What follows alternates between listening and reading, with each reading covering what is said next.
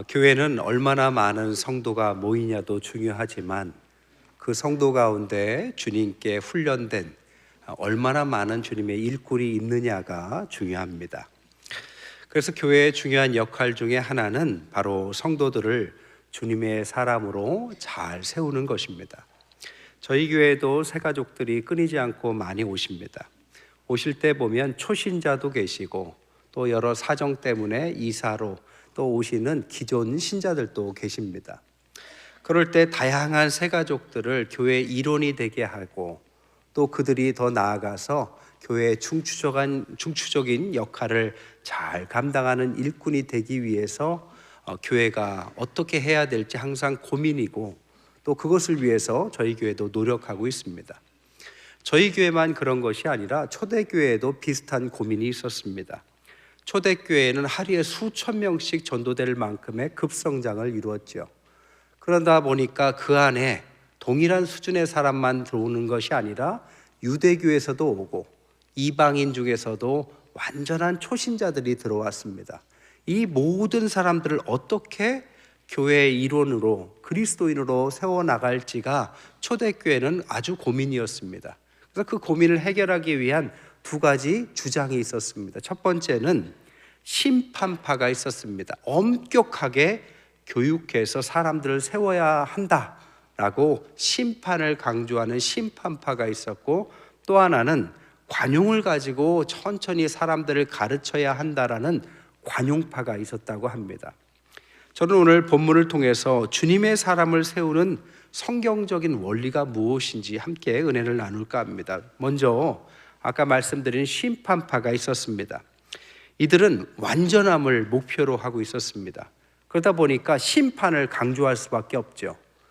네가 그렇게 하면 하나님 앞에 어떻게 설 것이냐, 이 기준을 가지고 엄격함으로 요구하는 거죠.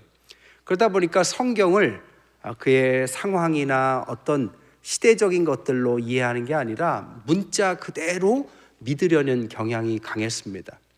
오늘날 신천지가 14만 4천 명만 구원받는다라고 전도를 하죠. 이 14만 4천 명이 바로 계시록 7장에 나오는 이 말씀을 근거로 하고 있습니다. 말 그대로 문자 그대로를 받아들이는 거죠. 오늘날 보수적인 장로교회에서는 여자들은 잠잠할지어다라는 구절을 근거로 여자 목사 안수나 장로 임직도 허락하지 않는 교단들도 있습니다. 문자 그대로. 그러니까 이렇게 문자 그대로 받아들이다 보니까 너무 엄격하고 분위기가 너무 예민합니다. 성경에 보면 용서할 줄 모르는 종의 비유가 마태복음 18장에 나오는데, 거기에 보면 1만 달란트 빚진 자가 어찌 말하면 이런 성향을 갖고 있습니다. 임금에게 큰 빚을 지었죠. 1만 달란트나 빚을 지었는데 임금이 그를 불쌍히 여겨서 용서해 줍니다. 그런데 나가다가 자신에게 빚진 100데나리온에 있는 사람은 심판하려고 하죠. 자신이 용서받은 생각은 안 하고 심판만을 강조하는 사람이라고 볼 수 있습니다. 이런 사람들은 작은 자들, 아직 준비되지 않은 자들을 실족시키기가 쉽습니다. 이런 사람들의 장점이라고 한다면 말씀에는 신실해 보입니다. 단점은 뭐냐?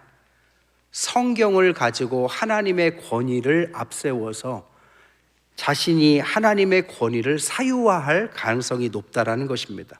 그러니까 하나님의 말씀을 채찍으로 이용해서 하나님을 앞세워서 너 그렇게 하면 안 돼 하면서 하나님의 자리에 자신이 올라가서 사람들을 심판할 가능성이 높다라는 것입니다.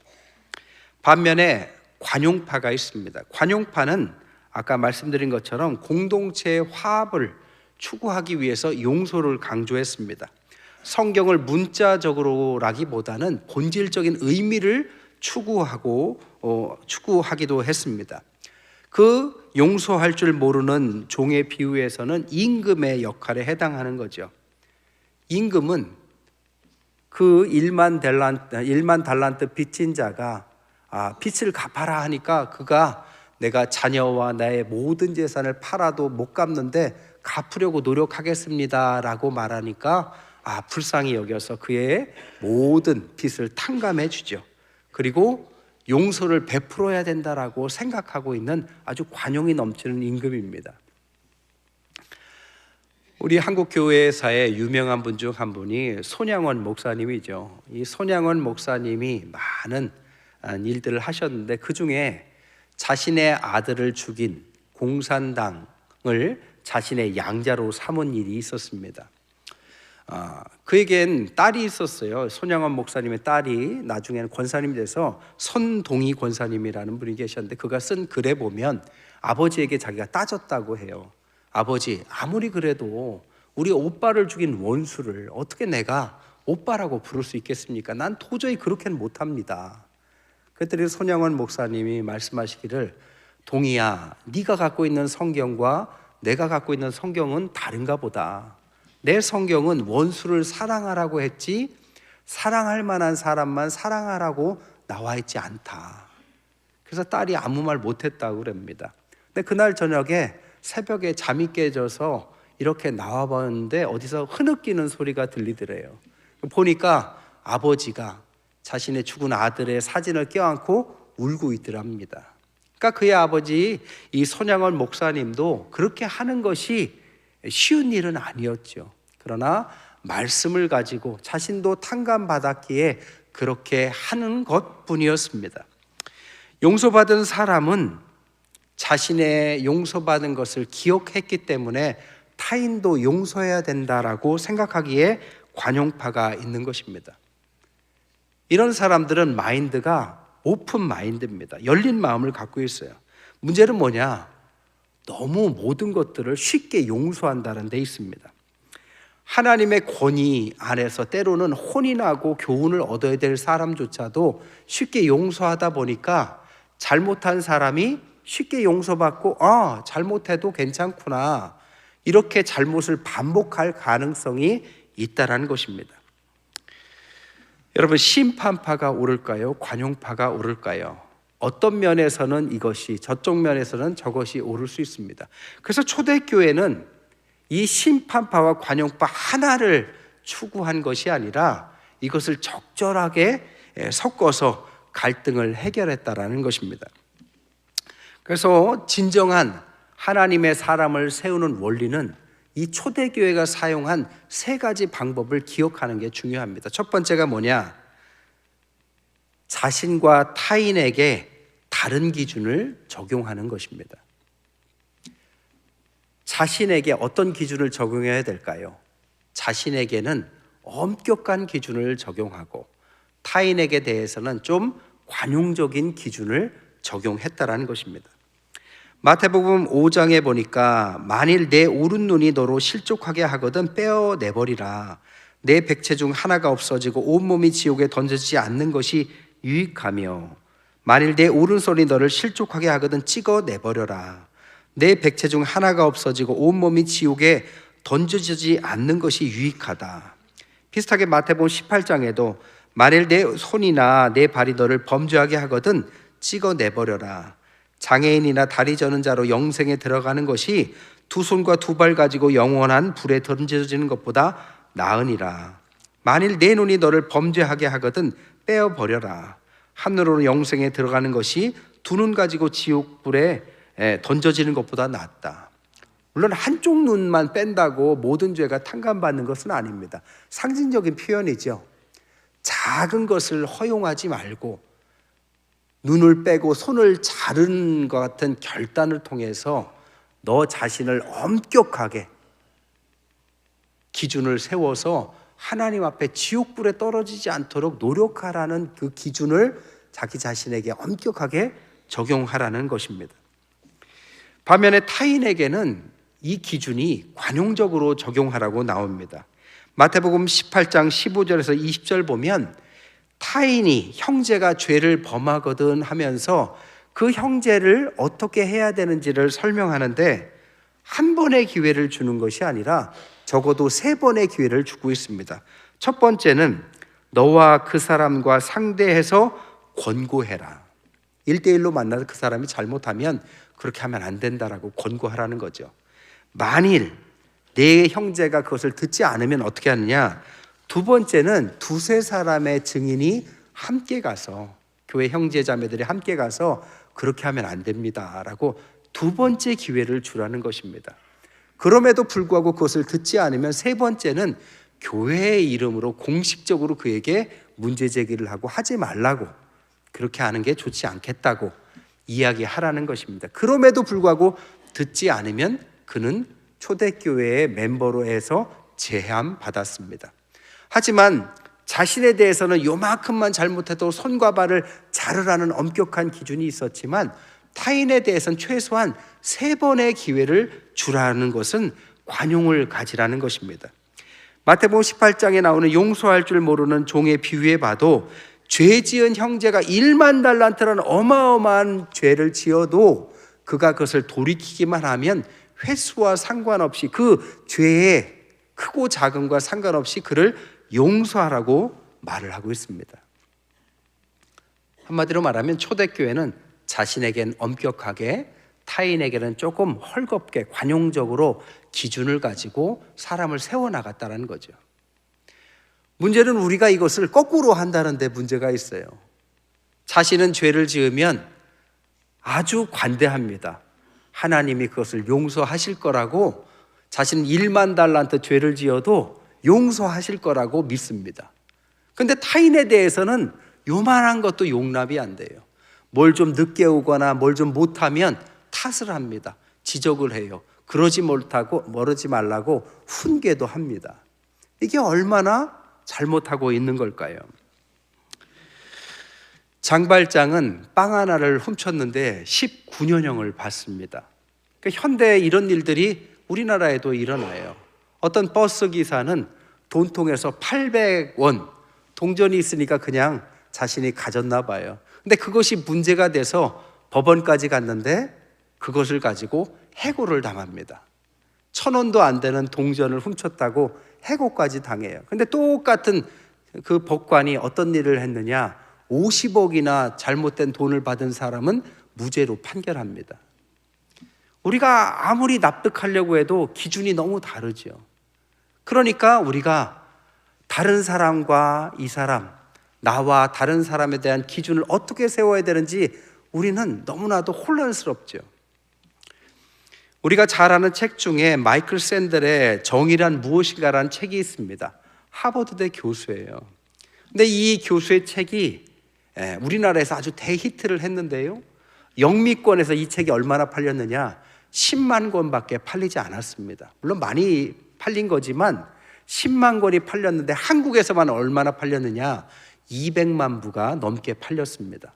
그래서 사람들이 왜 한국은 유독 이 책을 이 영미권에 있는 모든 나라들을 합친 것보다 20배나 넘게 샀느냐.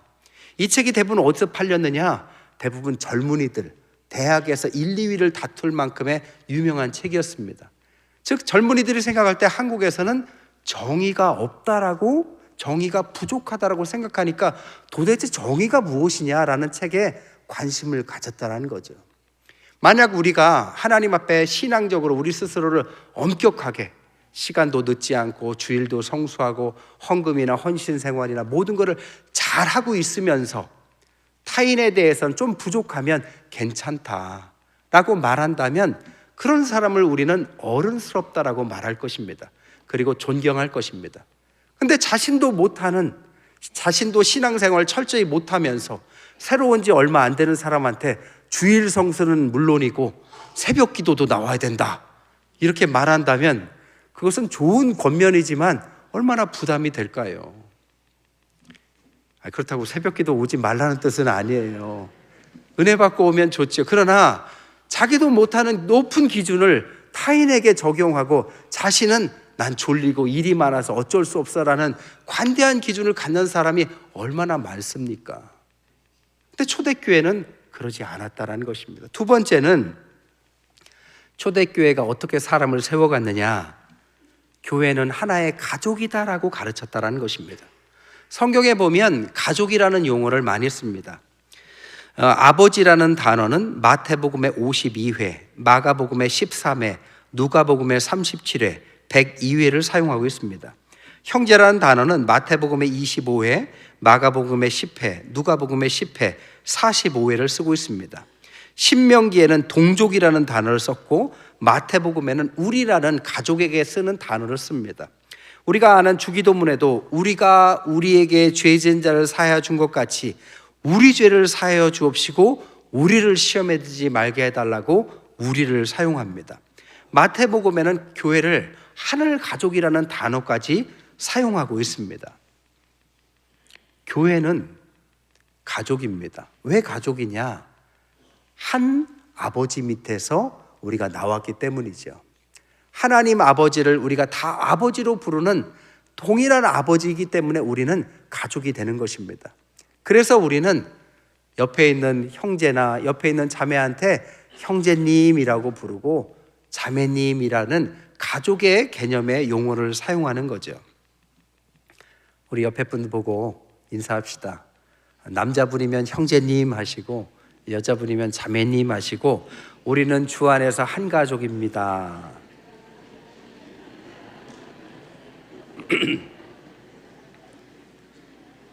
여러분의 가족에 어떤 일원이 한 식구가 잘못을 했거나 뭔가 부족하다고 생각해 보세요. 그러면 그런 일을 했으니 너는 호적에서 나가라 이렇게 쉽게 말합니까? 그렇게는 말하지 않겠죠. 되도록이면 함께 그것을 고쳐나갈 수 있도록 돕고 기다려주고 그리고 이해하려고 노력할 것입니다. 이게 가족이죠. 교회도 마찬가지입니다. 하나님의 자녀로서 부족한 사람도 있고 잘하는 사람도 있기 마련입니다. 그러면 부족한 사람을 한 가족이라고 생각하고 품어주고 기다려주고 중보해주고 칭찬해주고 그래서 그가 잘할 수 있도록 돕는 것, 초대교회는 그렇게 했다라는 것입니다.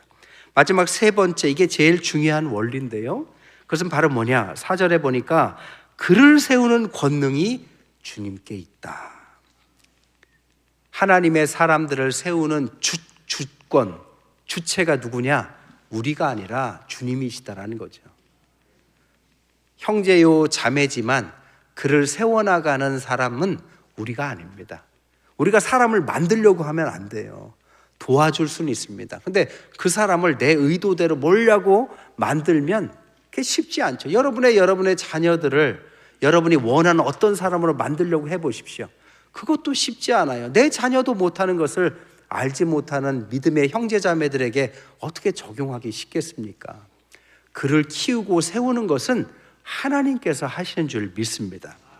그러기 위해서 오늘 14장 2절에 뭐라고요?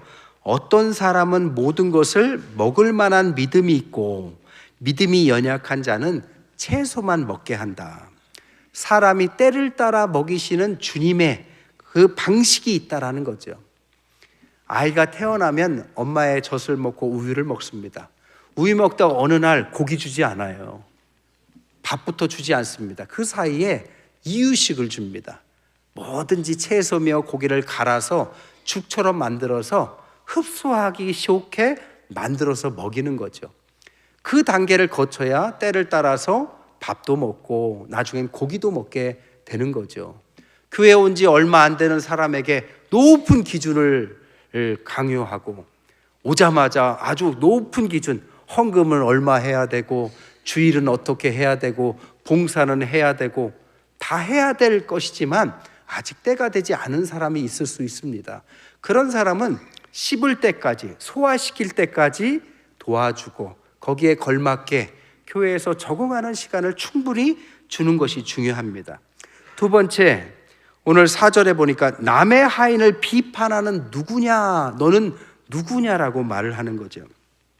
즉 우리의 형제자매는 나의 하인이 아닙니다. 주님의 하인, 주님의 종이죠. 주님의 자녀들입니다. 주님께서 그를 가르치실 것입니다. 우리가 무슨 권리로 사람을 판단할 수 있을까요? 잘한다, 잘못한다라는 생각을 가질 수는 있지만 그런 판단을 가지고 우리가 그 사람에게 정죄하기 시작한다면 이것은 우리가 월권을 하는 것입니다. 주님의 사람입니다. 세 번째로 그는 주를 위해서 살아갈 것입니다. 오늘 7절 8절에 보니까 우리 중에 누구든지 자기를 위하여 사는 자가 없고 자기를 위하여 죽는 자가 없도다. 우리가 살아도 주를 위하여 살고 죽어도 주를 위하여 죽나니 사나 죽으나 누구의 것이다? 주님의 것이다. 그가 그렇게 행동하는 것, 우리가 이해하지 못해도 그가 주님을 위해서 그렇게 할 수도 있습니다. 우리가 다 사람들을 알 수 없어요. 그렇기 때문에 주님을 위하여 우리가 함께 가고 있다면 이해하고 기다려줄 줄 알아야 됩니다. 마지막 네 번째로, 하나님은 어떤 분이냐? 악을 선으로도 바꿀 수 있는 능력이 있으신 분입니다. 요셉은 그의 형들이 그를 팔아버리는 악을 행하죠. 그런데 창세기 50장 20절에 뭐라고 하느냐? 당신들은 나를 악으로 해하려 해하였지만 하나님은 그것을 선으로 바꾸셨다. 그래서 오늘과 같이 많은 백성을, 생명을 구원시켰다. 하나님께서 그를 바꾸십니다. 하나님께서 세우실 것입니다. 하나님의 사람으로 만들어가는 과정입니다. 그러니까 우리가 너무 걱정할 필요 없어요. 권면할 수 있고 가르쳐주는 건 괜찮습니다. 그러나 그러면 안 되라고 하면서 막 일장연설을 너무 반복하게 하거나 그렇게 안 하면 나쁜 사람인 것처럼 얼굴 붉히면서 싸울 필요는 전혀 없는 거죠. 하나님께서 세우는 과정입니다. 스탠퍼드대에 부학장까지 지내신 폴 킴이라는 분이 계세요. 한국에서 자라다가 미국으로 유학 가셔서 학장까지 하셨는데요, 한국에 있을 때 반 60명 중에 58등을 했대요. 그러니까 공부를 못한 거죠. 열등생이었습니다. 그러니까 한국에서 희망이 없다 생각해서 부모님이 재력이 돼서 미국으로 유학을 보냈답니다. 좋은 학교로 유학을 보냈는데 갔더니 이제 공부 못하는 아이니까 영어를 할 줄을 모르죠.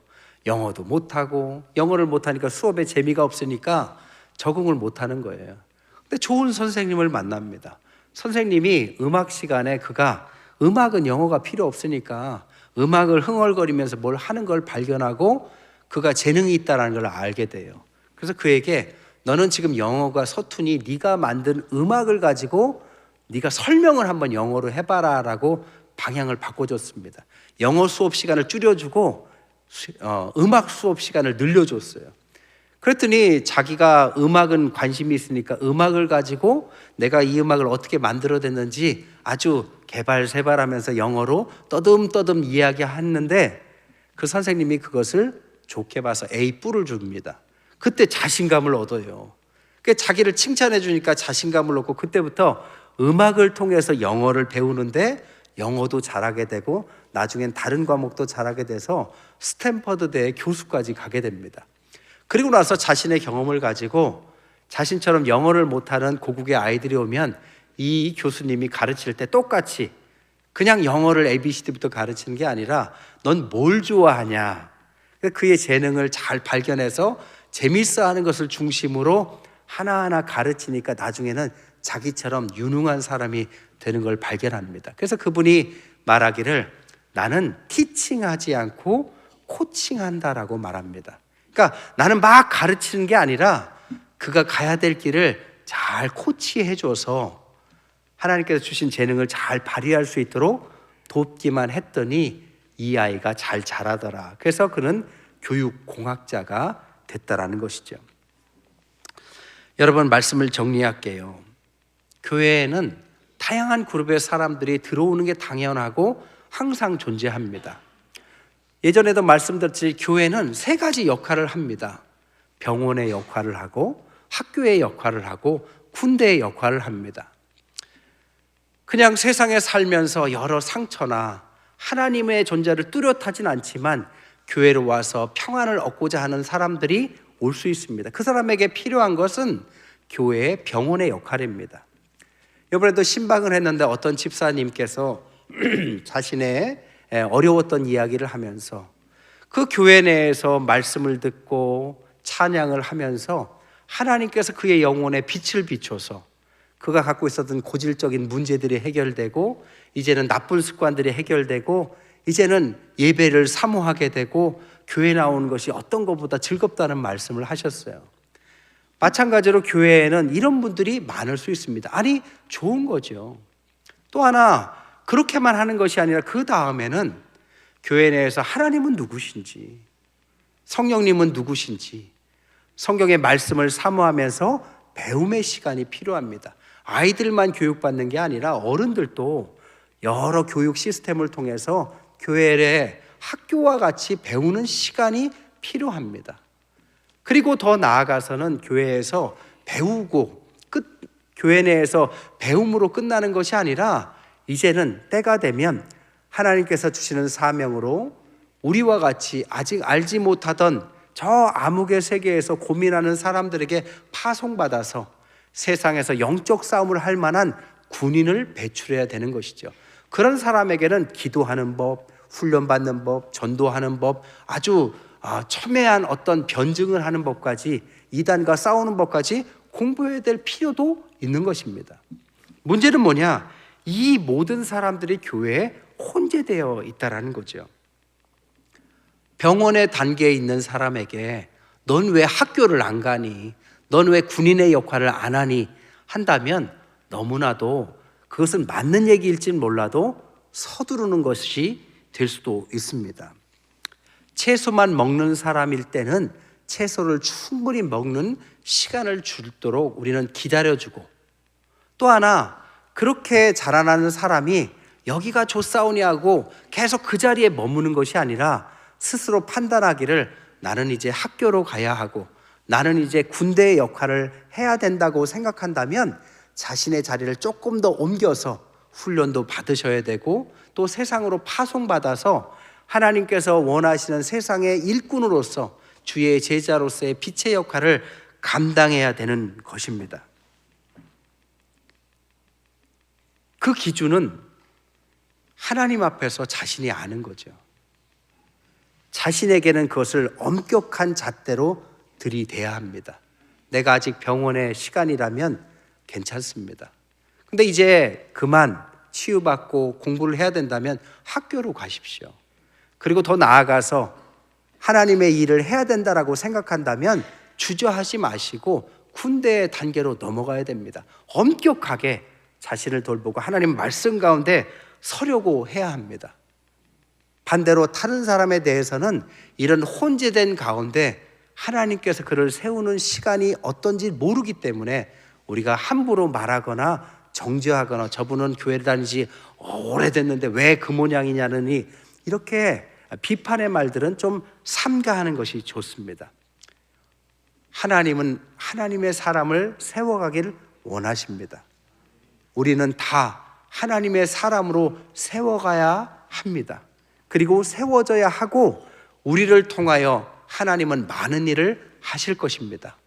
때가 악하고 시절이 정말 우리를 하나님의 일꾼이 정말 필요한 시대로 우리를 몰아가고 있습니다.